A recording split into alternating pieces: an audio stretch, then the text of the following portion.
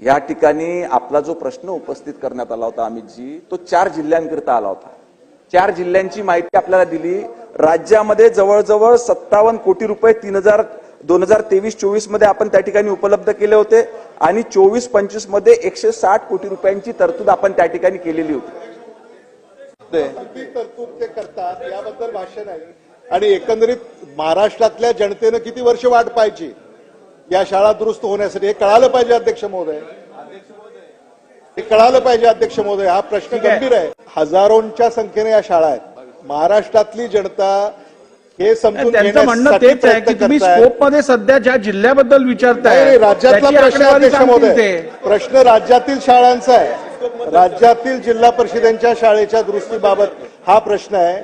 माझा प्रश्न हा आहे की निधी एकूण किती लागणार आहे या शाळांना दुरुस्त करायला आणि किती वर्ष वाट पाहावी लागेल विद्यार्थ्यांना।